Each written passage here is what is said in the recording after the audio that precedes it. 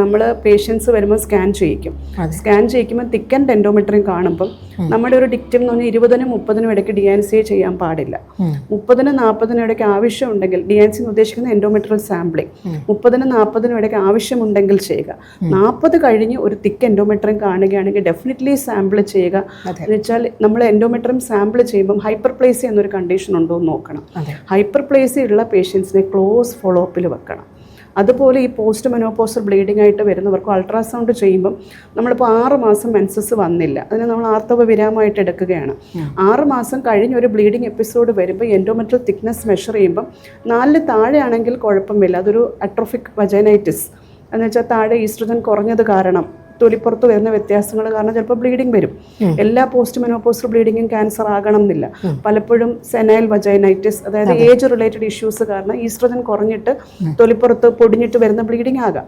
പക്ഷേ ആ ഒരു പേഷ്യന്റിന് lining of the uterus 4 millimetre കൂടുതലാണെങ്കിൽ നമ്മൾ കൃത്യമായിട്ട് സാമ്പിൾ ചെയ്യണം. അത് വളരെ ഒരു പ്രധാന പോയിന്റ് ആണ് മാഡം പറഞ്ഞത്. എൻഡോമെട്രിയൽ തിക്നെസ്, ആ തിക്നെസ് നമ്മൾ 4 mm മുകളിൽ ഉണ്ടെങ്കിൽ ഡോക്ടറിനെ കാണിക്കുകയും അതിനെ എൻഡോമെട്രിയൽ ക്യാൻസർ അല്ല എന്നുള്ളത് റൂൾ ഔട്ട് ചെയ്യാൻ വേണം. There are different causes. പക്ഷേ എൻഡോമെട്രിയൽ ക്യാൻസർ അല്ല എന്നുള്ളത് നമ്മൾ റൂൾ ഔട്ട് ചെയ്യണം എന്നുള്ള ഒരു പ്രധാനപ്പെട്ട കാര്യമാണ്. ചിലപ്പോൾ എൻഡോമെട്രിയൽ പോളിപ്പ് എന്നായിരിക്കും കിട്ടുന്നത്.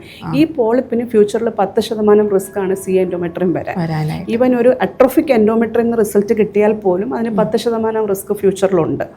ഈ ഓരോ കണ്ടീഷനും ഇത്ര ശതമാനം റിസ്ക് മാലിഗ്നൻസി വരാനുണ്ട്. ഇപ്പോൾ ഹൈപ്പർപ്ലേസിയ തന്നെ 4 തരമുണ്ട്. അതിന് 1, 3, 10, 30 ഇങ്ങനെ ഒരു ഡെഫിനറ്റീവ് റിസ്ക് പെർസെൻറ്റേജ് ഫ്യൂച്ചറിൽ എൻഡോമെട്രിയം വരാനുണ്ട്. അപ്പോൾ വരുന്ന എല്ലാ പേഷ്യൻസിനോടും നിങ്ങൾ ഈ ഒരു റിസ്ക് കാറ്റഗറിയിൽ ഉണ്ട്, അപ്പോൾ ഫോളോ അപ്പ് ആണ് ഏറ്റവും ഇമ്പോർട്ടൻറ്റ്.